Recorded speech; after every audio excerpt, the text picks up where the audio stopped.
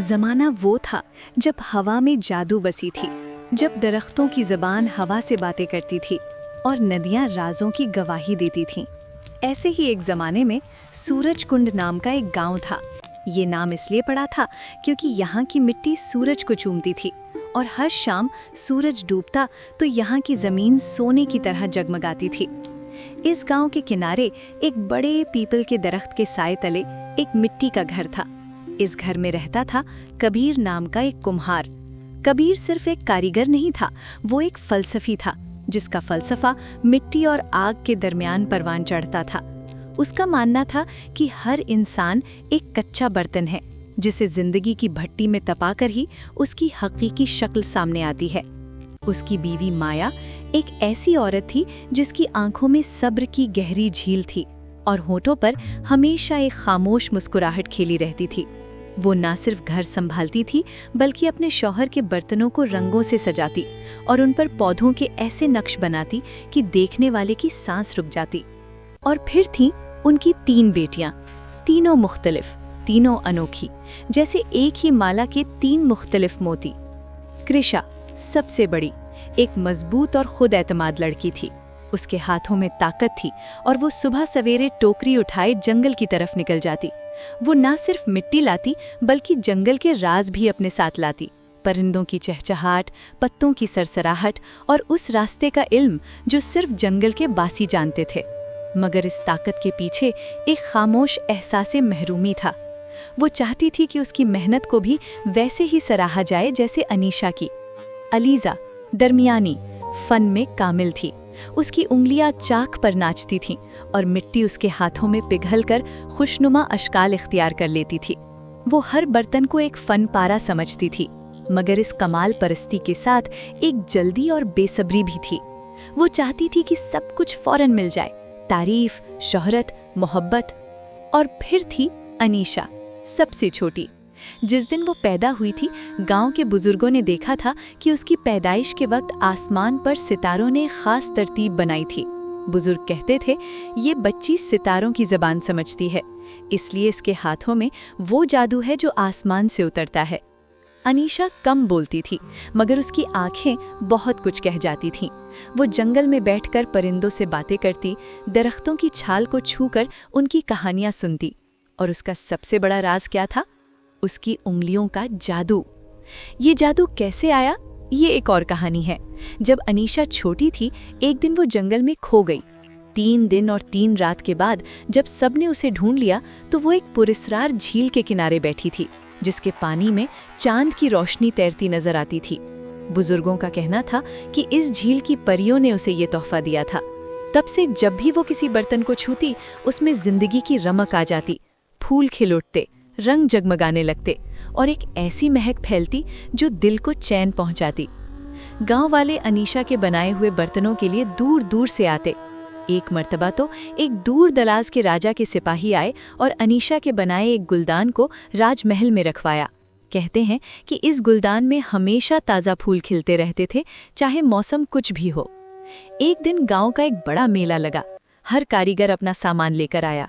कबीर ने भी अपने घर के सारे बर्तन लगाए, मगर सबकी तवज्जो सिर्फ अनीशा के बनाए हुए बर्तनों पर थी। एक सौदागर ने अनीशा के एक गुलदान के लिए सोने के सिक्के पेश किए। मैंने पूरी दुनिया में सफ़र किया है, मगर ऐसा जादुई बर्तन कहीं नहीं देखा, उसने कहा। ये देखकर कृषा और अलीज़ा के दिल में एक कड़वाहट पैदा होने लगी। रात को जब सब सो गए, दोनों बहनें बाहर आईं और बातें करने लगीं। तुमने देखा? कृषा ने कहा। उसकी आवाज़ में तलखी थी। हम सुबह से शाम तक मेहनत करते हैं, मैं मिट्टी लाती हूँ, तुम बर्तन बनाती हो, मगर सारा क्रेडिट अनीशा को मिलता है। अलीज़ा ने सर हिलाया। हाँ, और सबसे ज़्यादा दुख की बात यह है कि वो तो इस जादू को अपना कारनामा समझती है। उसे मालूम होना चाहिए कि हमारे बिना इसके जादू को कुछ नहीं। उनकी माँ माया ने दरवाजे के पीछे से ये बातें सुन ली और वो अंदर आईं और दोनों को गले लगाया। बेटियों, हर फूल की अपनी खुशबू होती है। अनीशा का तोहफा अलग है, तुम्हारी सलाहियतें अलग। हसद ऐसा जहर है जो पीने वाले के दिल को खोखला कर देता है। मगर कौन सुनता था? दिल की गहराइयों में उठने वाले जज्बात को कोई मंतिक खत्म नहीं कर सकती। 1 महीना गुजर गया। खिजा का मौसम आ गया। दरख्तों के पत्ते सुर्ख और सुनहरे हो रहे थे, गोया फितरत ने अपनी आखिरी पार्टी सजाई थी। एक दिन अनीशा जंगल के उस हिस्से में गई जहां रोने वाली चट्टान वाक़ थी। एक ऐसी चट्टान जिससे हमेशा पानी के कतरे टपकते रहते थे, जैसे वो रो रही हो। यहाँ की मिट्टी खास थी, नरम, चिकनी और सोने जैसी चमक वाली। अनीशा एक खास गुलदान बना रही थी जिस पर उसने रात के सितारों की नक्शनिगारी की थी। हर सितारे में उसने छोटे छोटे नीलम के टुकड़े जड़े थे जो उसे जंगल की गहराइयों में मिले थे। वो इस गुलदान पर अपना सारा फन उतार रही थी जब एक आवाज़ आई, बेटी, क्या तुम मेरी मदद कर सकती हो? अनीशा ने नज़र उठाकर देखा। सामने एक बूढ़ा आदमी खड़ा था। उसके कपड़े ज़माने की धूल में लथपथ थे, जोड़ों पर पैबंद लगे थे। उसके चेहरे पर गहरी झुर्रियाँ थीं, बाल सफ़ेद और बिखरे हुए, मगर उसकी आँखें, उसकी आँखें, वो गहरी थीं जैसे किसी पुराने कुएं की गहराई जिनमें ज़मानों की कहानियाँ दफन थीं। अब्बूजान, आप कैसे यहाँ तक आ गए? ये जंगल तो बहुत गहरा है, रास्ता भूल गए हैं? अनीशा ने पूछा। बूढ़े ने सर हिलाया। हाँ बेटा, और प्यास, मेरा गला सूख रहा है। अनीशा ने बिना किसी तरद्दुद के अपना वो नायाब गुलदान, जिस पर उसने महीनों मेहनत की थी, उठाकर चट्टान से पानी भरा। ये लो अब्बूजान, ये गुलदान खास है। इसमें जो फूल बने हैं वो रात के वक्त जगमगाते हैं और इसमें पानी हमेशा मीठा और ठंडा रहता है। बूढ़े ने गुलदान हाथ में लिया, उसके हाथ कांप रहे थे। उसने पानी पिया और एक अजीब सी राहत उसके चेहरे पर फैल गई। तुमने अपनी मेहनत का समर, अपनी फनकारी का शाहकार एक अजनबी बूढ़े को दे दिया। तुम्हें अफसोस नहीं हुआ? अनीशा मुस्कुराई। अफसोस नहीं, मेरी अम्मा कहती हैं कि खुदा की राह में दिया हुआ एक प्याला हजारों खजानों से बेहतर है। आपकी ज़रूरत मेरे फन से ज़्यादा अहम है। बूढ़े की आंखों में आंसू आ गए। उसने अपने गले से एक हार निकाला। ये कोई आम हार नहीं था, इसमें एक अजीब पत्थर जड़ा था जो बादलों की तरह बदल रंग दिखा रहा था, कभी नीला, कभी बैनिफशी, कभी चांदनी जैसा सफ़ेद। ये लो मेरी बेटी, ये हार मैंने अपनी माँ से पाया था और उसने अपनी माँ से। ये सिर्फ एक ऐसी रूह के गले की जीनत बन सकता है जिसका दिल साफ हो, मगर खबरदार, इसे किसी को मत दिखाना, ना ही इसके बारे में बात करना, वरना मुसीबत तुम्हारे दरवाजे पर दस्तक देगी। ये कहकर बूढ़े ने हार अनीशा के हाथ में थमा दिया और पलक झपकते में वहां से गायब हो गया, जैसे हवा में तहलील हो गया हो। अनीशा हैरान रह गई। उसने हार अपनी चोली में छुपा लिया और दिल ही दिल में अहद किया कि वो इस राज को किसी से नहीं कहेगी। शाम को घर लौटते हुए अनीशा को अजीब महसूस हुआ। जंगल के परिंदे खामोश थे, हवा में एक अजीब सी घमासीर कैफियत थी। जब वो घर पहुंची तो उसने हार अपनी लकड़ी की संदूकची में अपने कपड़ों के नीचे छुपा दिया, मगर रात को जब चांदनी खिड़की से अंदर आई तो उसकी किरण संदूकची पर पड़ी और हार का पत्थर चमक उठा। ये चमक इतनी तेज थी कि कृषा, जो उस वक्त जाग रही थी, उसने देख लिया। उसने चुपके से अलीजा को जगाया और दोनों ने रात के अंधेरे में संदूकची खोलकर हार देख लिया। देखो, कृषा ने सरगोशी में कहा, ये हार कितना कीमती है। अनीशा को ये कहाँ से मिला? जरूर चुराया होगा, अलीजा ने कहा। उसकी आवाज में हसद की कड़वाहट थी। सुबह होते ही तूफान बरपा हो गया। अम्मा, देखो अनीशा क्या लेकर आई है, कृषा ने हार हिलाते हुए कहा, जब सब नाश्ते पर बैठे थे। अलीजा ने साथ दिया। हाँ अम्मा, ये तो बहुत कीमती लगता है। हमारे गांव में तो किसी के पास ऐसी चीज नहीं हो सकती। अनीशा ने हकीकत बताने की कोशिश की। नहीं अम्मा, एक बूढ़े ने मुझे दिया है। मैंने उसे अपना गुलदान दिया था, उसने बदले में ये हार दिया। मगर कौन मानता? कृषा ने तंज किया। बूढ़े? कौन बूढ़ा? क्या वो हवा में उड़ गया? ये तो वाज़े झूठ है। माँ माया ने अनीशा की आंखों में देखा और सच्चाई को पहचान लिया, मगर उसने कुछ नहीं कहा। सिर्फ इतना बोली, बेटी, हार रख लो, मगर याद रखो, कीमती चीजों का इम्तिहान भी कीमती होता है। रात को जब सब सो गए, कृषा और अलीजा ने सरगोशियों में मशवरा किया। सोचो, अगर एक बूढ़े ने उसे ये हार दिया है तो शायद जंगल में और भी खजाने होंगे, कृषा ने कहा। हाँ, कल हम दोनों जाएंगे, अलीजा ने जोश से कहा। हमें भी कुछ मिलेगा, शायद हार से भी खूबसूरत। अगले दिन अलीजा पहले गई। उसने अपने सबसे खूबसूरत बर्तनों में से एक साथ लिया ताकि अगर कोई मिले तो दे सके। जंगल के गहरे हिस्से में वही बूढ़ा सामने आया, मगर इस बार उसकी हालत और भी खराब थी। उसके कपड़े मजीद फटे हुए थे और वो लड़खड़ा रहा था। बेटी, भूख, मुझे कुछ खाने को दो। अलीज़ा ने बूढ़े को गौर से देखा। उसके जहन में सिर्फ खजाने का ख्याल था। तुम वही हो ना जिसने अनीशा को हार दिया था? मुझे भी दो, मैं तुम्हें ये खूबसूरत बर्तन दूंगी। बूढ़े ने अफसोस से सर हिलाया। बेटी, मैंने अनीशा को हार उसकी नेकी के बदले में नहीं दिया था, मैंने उसे उसके बेलोस दिल के तोहफे के तौर पर दिया था। तुम्हारे दिल में तो लालच है। अलीज़ा गुस्से में आ गई। तुम एक बेकार बूढ़े हो, मुझे लालची कहते हो? चले जाओ यहाँ से। उसने बूढ़े को धक्का देने के लिए हाथ बढ़ाया। इतने में बूढ़े की आंखों में एक चमक कौंधी। वो सीधा खड़ा हो गया और उसकी आवाज में अब कमजोरी नहीं बल्कि ताकत थी। तुमने मोहताज को धुतकारा है, अब तुम्हें इसका नतीजा भुगतना पड़ेगा। उसने अपनी उंगली उठाई, एक हरी रोशनी निकली और अलीज़ा के चेहरे को ढांप लिया। अलीज़ा ने अपने चेहरे पर हाथ फेरा। वहां बाल उगाए थे, लंबे और सख्त। उसकी नाक लंबी हो गई थी और कान। तुम जानते हो मैं आऊंगी? किर्शा हैरान हुई। हार वो शख्स जो लालच से अंधा होता है आखिरकार मेरे पास पहुंच ही जाता है। तुम्हारा क्या मुतालबा है? मुझे वही हार दो जो तुमने अनीशा को दिया था, बल्कि उससे भी बड़ा हार दो। मैं बड़ी हूँ, मेरा हक ज्यादा बनता है। बूढ़े ने एक तवील सांस ली। तुम्हारे दिल में इंसाफ नहीं, हक तलफी है। तुम्हारी बहन के पास जो कुछ है तुम वो छीनना चाहती हो। ये हर्ष तुम्हें तबाह कर देगी। किर्शा को गुस्सा आ गया। तुम मुझे सबक सिखा रहे हो? मैं तुम्हें दिखाती हूँ। उसने अपनी टोकरी उठाई और बूढ़े की तरफ बढ़ी। बूढ़े ने सिर्फ एक लफ्ज कहा, रुक जाओ। किर्शा रुक गई, जैसे उसके पांव जमीन में जकड़ गए हों। तुमने गुस्से और हसद को अपना दोस्त बना लिया है, अब इसका मजा चखो। बूढ़े ने अपनी उंगली से इशारा किया। एक सुर्ख रोशनी किर्शा के चेहरे पर पड़ी। उसे अपने चेहरे में एक अजीब सी खुजली महसूस हुई। उसकी नाक बाहर को निकलने लगी और उसके दांत बड़े और तेज हो गए। वो तालाब की तरफ दौड़ी।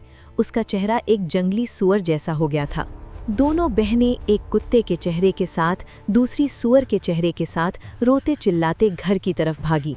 रास्ते में गांव वाले उन्हें देखकर डर गए और बच्चे पत्थर मारने लगे। ये क्या मखलूक है? एक औरत ने चिल्लाकर कहा। भागो, ये जंगल के जिन हैं, एक मर्द ने अपने बच्चों को पीछे खींचते हुए कहा। घर पहुंचते ही माँ माया ने उन्हें देखा तो उसका दिल टूट गया। वो चीख मारकर रो पड़ी। मेरी बेटियां, तुम्हारे साथ क्या हुआ? बाप कबीर हैरान रह गया। ये मेरी बेटियां हैं? दोनों किर्शा और अलीज़ा माँ के कदमों में गिर पड़ी। अम्मा, हमें माफ़ कर दो, हमने बहुत बड़ी गलती की है। अनीशा बाहर आई। जब उसने अपनी बहनों को देखा तो उसका दिल भर आया। वो फौरन समझ गई कि ये सब किस वजह से हुआ है। वो दोनों के पास गई और उन्हें गले लगाया। डरो मत, सब ठीक हो जाएगा। रात को अनीशा ने अपनी माँ से कहा, अम्मा, मुझे जंगल जाना है, मुझे उस बूढ़े से मिलना है। माया ने उसे गले लगाया। जाओ बेटा, मगर होशियार रहना। अगली सुबह अनीशा जंगल गई। इस बार उसने अपने साथ कुछ नहीं लिया, न बर्तन न हार। वो उस जगह गई जहां उसने पहली बार बूढ़े को देखा था। वहां कोई नहीं था। अनीशा ने घुटने टेके और दुआ करने लगी। अब्बू जान, अगर आप सुन रहे हैं तो मेरी सुन लीजिए। मेरी बहनों को माफ़ कर दीजिए। उन्होंने गलती की है, मगर वो मेरी बहनें हैं। उनके दिल में मोहब्बत है, बस वो थोड़ी बहक गई हैं। अगर किसी को सज़ा देनी है तो मुझे दे दीजिए, मैं उनकी जगह सज़ा भुगतने को तैयार हूँ। इतने में एक आवाज़ आई, तुम वाकई अपनी बहनों के लिए अपनी तकलीफ बर्दाश्त करने को तैयार हो? अनीशा ने नज़र उठाकर देखा, वही बूढ़ा वहाँ खड़ा था, मगर इस बार उसके चेहरे पर नरमी थी। हाँ अब्बू जान, वो मेरा हिस्सा है, उनकी तकलीफ मेरी तकलीफ है। बूढ़े ने मुस्कुरा कर कहा, अब मैं समझा कि तुम्हारा दिल वाकई साफ है। चलो, तुम्हारे साथ चलता हूँ। बूढ़ा अनीशा के साथ गांव आया। जब घर वालों ने उसे देखा तो सब खामोश हो गए। किर्शा और अलीज़ा डर के मारे कांपने लगी। बूढ़े ने दोनों बहनों को देखा। तुमने जो कुछ किया उसका नतीजा भुगत रही हो, मगर तुम्हारी बहन की मोहब्बत ने तुम्हें बचा लिया। फिर अनीशा की तरफ देखा। बेटी, तुमने सबक सिखा दिया, अब वक्त आ गया है कि मैं अपना असल रूप दिखाऊं। एकदम बूढ़े का जिस्म रोशनी से नहा गया। उसके पुराने कपड़े गिर गए और उनकी जगह चमकीले रेशमी लिबास ने ले ली। उसके सफ़ेद बाल सुनहरे हो गए और उसके चेहरे से जवानी झलकने लगी। वो अब एक खूबसूरत नौजवान राजकुमार था। कद लंबा, चेहरा कशीदा, आंखें नीली जैसे समुंदर की गहराई। सब हैरान रह गए। मैं शहजादे जारून हूँ, फेरीलैंड का वली अहद, उसने ऐलान किया। उसकी आवाज़ में अब वो खनखनाहट थी जो बादशाहों में होती है। हमारी सल्तनत में हर 100 साल बाद हम एक ऐसी इंसानी रूह की तलाश में निकलते हैं जो बेलोस हो, क्योंकि सिर्फ एक बेलोस दिल ही फेरी मलिका बनने के काबिल होता है। अनीशा ने ये इम्तिहान पूरा कर लिया है। शहजादे जारून ने किरशा और अलीज़ा की तरफ देखा। तुम दोनों की सज़ा ख़त्म हो सकती है, मगर इसके लिए तुम्हें अपने दिल से हसद और लालच को निकालना होगा। सिर्फ मोहब्बत ही तुम्हें ठीक कर सकती है। किरशा और अलीज़ा रोने लगी। उन्होंने अनीशा के सामने हाथ जोड़े। माफ़ कर दो हमें, हमने बहुत बड़ी गलती की है। हम तुमसे हसद करते थे, मगर अब हमें समझ आ गया है कि हमारी मेहनत और तुम्हारा जादू दोनों अपनी जगह अहम हैं। अनीशा ने उन्हें गले लगा लिया। तुम मेरी बहनें हो, मैं तुम्हें कभी माफ़ नहीं कर सकती, क्योंकि मैं तुम पर कभी नाराज़ ही नहीं हुई। ये सुनते ही किरशा और अलीज़ा के चेहरे आहिस्ता आहिस्ता अपनी असली शक्ल में वापस आना शुरू हो गए। मगर किरशा की आंखों में अब वो गहराई आ गई थी जो जंगल की गहराइयों से आती है, और अलीज़ा के हाथों में अब सिर्फ फनकारी नहीं बल्कि हौसला भी आ चुका था। शहजादे जारून ने अनीशा से कहा, अब तुम्हारा वक्त आया है। तुम फेरी लैंड की मलिका बनोगी, मगर डरो मत, तुम हमेशा अपने घर आ सकती हो। अनीशा ने अपने माँ बाप को देखा। माँ माया के आंसू उसकी रज़ा में थे और बाप कबीर के चेहरे पर फख्र था। मैं जाऊंगी, मगर एक शर्त पर, अनीशा ने कहा। वो क्या? शहजादे जारून ने पूछा। कि मैं अपने साथ अपने घर की मिट्टी ले जाऊं, ताकि जब भी मुझे तुम याद करूं मैं इसे छूकर अपने घर को महसूस कर सकूं। शहजादे जारून मुस्कुराया। ये तो बहुत खूबसूरत शर्त है, मांगी। शादी की तकरीब में पूरे गांव को मदऊ किया गया। फेरी लैंड से भी बहुत से लोग आए। परियां जिनके पर चांदनी जैसे थे, जिन जो हवा में तैरते थे, और ऐसी मखलूक़ात जो इंसानों ने पहले कभी नहीं देखी थीं। तकरीब के दौरान शहजादे जारून ने अनीशा को 3 तोहफे दिए। पहला तोहफा सोने के पर थे जो उसकी पीठ से जुड़ गए। ये पर ऐसे थे जो सिर्फ उस वक्त खुलते जब उसका दिल खुश होता। दूसरा तोहफा एक चांदी की घड़ी थी जिसमें फेरी लैंड की रेत भरी थी। जब भी तुम्हें अपने घर याद आए, इस रेत को छूकर मेरा नाम लो और तुम यहाँ आ सकोगी। तीसरा तोहफा एक जादुई बीज था। ये बीज अपने घर के आंगन में बोना। जब ये पौधा बनेगा तो इस पर हमेशा फूल खिलते रहेंगे, खा मौसम कुछ भी हो। विदाई के वक्त अनीशा ने अपनी माँ को गले लगाया। अम्मा, मैं हर पूरे चांद की रात आऊंगी। माँ माया ने आंसुओं में हंसते हुए कहा, जाओ बेटा, तुम्हारी खुशी ही हमारी खुशी है। और फिर अनीशा अपने नए पर फैलाए शहजादे जारून के साथ आसमान की तरफ उड़ गई। उसके पीछे सितारों का रास्ता बना और हवा में चंबेली की खुशबू बसी रही। किरशा और अलीज़ा ने अपने बाप की वर्कशॉप संभाली। अब उनके बनाए हुए बर्तनों पर फूल तो नहीं खिलते थे, मगर उनमें एक ऐसी मजबूती थी कि तूफान भी उन्हें तोड़ न सकता था। उनके बर्तनों की शोहरत दूर दूर तक फैल गई और लोग कहने लगे कि उनके बर्तनों में बहनों के प्यार की ताकत बसी है। एक दिन किरशा ने एक नया काम शुरू किया। वो जंगल के पौधों की देखभाल करती और उनसे हासिल करदा जड़ी बूटियों से दवाइयाँ बनाती। जल्द ही वो गाँव की जड़ी बूटियों की माहिर बन गई। अलीज़ा ने फन को नई बुलंदियों तक पहुंचाया। उसने ऐसे बर्तन बनाए जो न सिर्फ खूबसूरत थे बल्कि उनमें पानी हमेशा ठंडा रहता। कहते हैं कि उसकी बनाई हुई एक माथी यानी पानी रखने का बर्तन को एक ताजिर ले गया और वो सफर के दौरान कभी गर्म ना हुआ। और अनीशा, वो फेरी लैंड की मल्लिका बन गई। हर पूरे चांद की रात वो जमीन पर उतरती और अपने घर आती।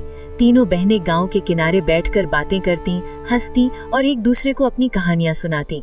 किरशा जंगल की कहानियां सुनाती, अलीज़ा फन के राज बताती और अनीशा फेरी लैंड के अजायबात से आगाह करती। अनीशा के लगाए हुए बीज से एक दरख्त निकला जिसे बहनों का दरख्त कहा जाने लगा। इस दरख्त पर हर मौसम में फूल खिलते और कहते हैं कि जब तीनों बहनें इस दरख्त के नीचे बैठकर सच्चे दिल से दुआ मांगती तो उनकी मुराद पूरी हो जाती। साल गुजरते गए। कबीर और माया बुढ़ापे की दहलीज पर पहुंच गए, मगर उनके चेहरों पर इत्मीनान था। एक दिन जब वो दोनों बहनों के दरख्त के नीचे बैठे थे, कबीर ने कहा, देखा तुमने, हर बेटी ने अपनी राह बनाई। किरशा की शिफाखेज हाथ, अलीज़ा का फन और अनीशा का जादू, तीनों अलग मगर तीनों कामिल। माया ने मुस्कुराते हुए कहा, हाँ, और सबसे बड़ी बात ये कि उन्होंने सीख लिया कि मोहब्बत में कोई मुकाबला नहीं होता। आज भी अगर तुम सूरजकुंड गांव जाओ तो वहाँ के बुजुर्ग बताएंगे कि कभी कभार पूरे चांद की रात आसमान से एक रोशनी उतरती है और जंगल में से हंसी की आवाजें आती हैं। और अगर तुम बहुत खुशकिस्मत हो तो शायद तुम्हें वो तीनों बहनें नजर आ जाएं, एक जड़ी बूटियां चुनती हुई, दूसरी चाक पर बर्तन बनाती हुई और तीसरी सुनहरे पर फैलाए, जो एक दूसरे को कहानियां सुनाती हैं जैसे तुम्हें मैं सुनाती हूँ। और बहनों का दरख्त आज भी खड़ा है, हरा भरा, हमेशा फलता भूलता। कहते हैं कि जो कोई इस दरख्त के नीचे बैठकर सच्चे दिल से दुआ मांगे, उसकी मुराद पूरी हो जाती है। तो बेटा, ये थी पूरी कहानी, हर जुज़ के साथ। अब तुम्हें समझ आ गया होगा कि हसद कितना खतरनाक है और मोहब्बत कितनी ताकतवर। हर इंसान की अपनी खासियत होती है। किसी की तारीफ सुनकर जलने के बजाय अपनी सलाहियतों को पहचानो और याद रखो, नेक दिल हमेशा जीतता है, खा उसे जीतने में कितना ही वक्त क्यों न लगे। अब सो जाओ, कल कोई नया किस्सा लेके आऊंगी, पढ़ने वाली परियों की कहानी या फिर किसी बहादुर शहजादे की दास्तान। तुम बताना क्या सुनना चाहोगी।